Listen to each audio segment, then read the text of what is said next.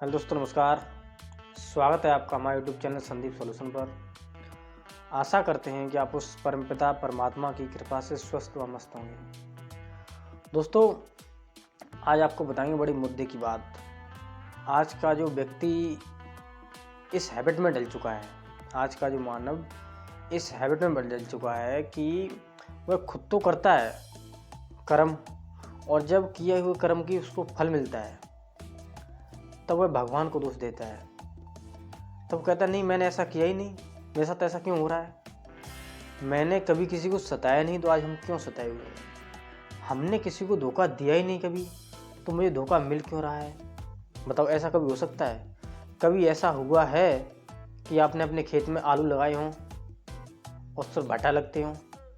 आपने अपने खेत में वृक्ष लगाए हो आम का, उस पर कभी अमरूद आया हो? ऐसा कभी नहीं हुआ है, ना ऐसा कभी होता है। इसीलिए जब व्यक्ति जैसे कर्म करता है उसको वैसा ही फल मिलता है, उसी के मुताबिक फल मिलता है। बस इतना फ़र्क है कि जब उसको मिलता है तो कभी अच्छा और कभी गलत लगता है, क्योंकि अच्छे कर्म करोगे तो अच्छा फल आएगा, अगर बुरे कर्म करोगे तो बुरा फल आएगा, बुरा बीज डालोगे तो बुरा फल आएगा। आप बबूल का पेड़ लाएंगे तो फिर कांटे ही आएंगे भाइयों, आपको फल की आम की प्राप्ति नहीं हो सकती। तभी तो कहा है कि राम किसी को मारे नहीं और पापी नहीं है राम, खुद ही तुम मर जाओगे कर कर खोटे काम। देखो, एक बात बताओ, भगवान की क्या किसी से दुश्मनी है?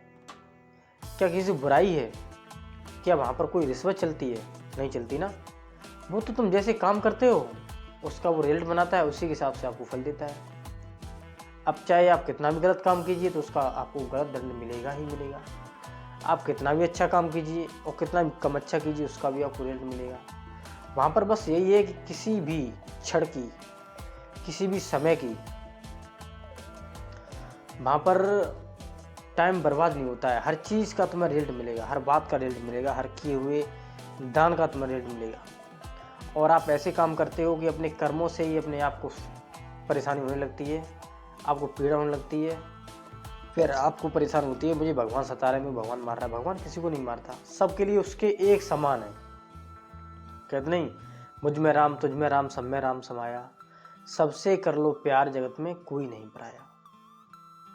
बताइए, सबके अंदर राम है।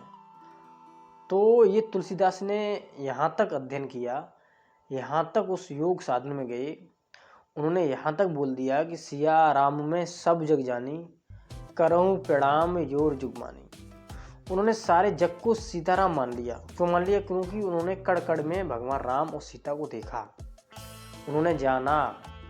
तब उन्होंने हर जीव को, जितने संसार में हैं, सबको सिया राम मान के उनकी पूजा की, सबको नमस्कार किया। और ऐसे ही महाभारत में श्री कृष्ण कहते भी अर्जुन से हैं कि अर्जुन, अगर तू मुझे जानना चाहता है तो संसार के सारे जीवों को, सारे ब्रह्मांड को, जल थर नवचर जितने भी, सब मेरे अंदर देख। जलतर थलचर नवचर नाना, जड़ चेतन जगबीच नहाना, जगबीच जहाना। मतलब हर चीज को मेरे अंदर देखो, हर चीज में मुझको देख। चाहे कोई कीड़ा हो, चाहे मकोड़ा हो, चाहे कोई ऊंच जात का हो, चाहे नीच जात का हो, चाहे कोई पशु हो, चाहे किसी प्रकार का कोई भी जीव हो, सबके अंदर मेरे को देख और मुझ में सबको देख, तभी तू मेरे को जान सकता है, अन्यथा कभी नहीं जान सकता। तो दोस्तों, ये आध्यात्मिक पढ़ाई की बात है। अगर आपको ऐसी नॉलेज चाहिए तो आपको स्पिरिचुअल नॉलेज पढ़नी होगी, आपको आध्यात्मिक पढ़ाई पढ़नी होगी।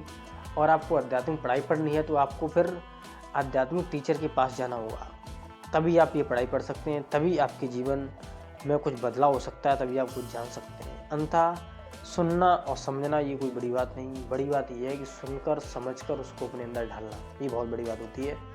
तो इसको डालने के लिए आपको स्पेशल टीचर के पास जाना होगा, आत्मज्ञानी संतों के पास जाना होगा, महापुरुषों के पास जाना होगा। इनकी पहचान भी शास्त्रों में दी गई है, इसलिए गीता, रामायण, वेद, पुराण ये इसलिए बनाए गए हैं। भगवान को पता था कि कलयुग में इतना घनघोर भक्ति होगी, लेकिन अंधी भक्ति होगी, हमारे भक्त हैं वो परेशान हो जाएंगे, तो उन्होंने पहले ही अपना इतिहास बना के रख दिया। तो दोस्तों ज़्यादा ना कहते हुए मैं अपने शब्दों को रोक लगाता हूँ, और कोई भी समस्या हो, हर समस्या का सॉल्यूशन संदीप सॉल्यूशन, जुड़े रहे हम पर।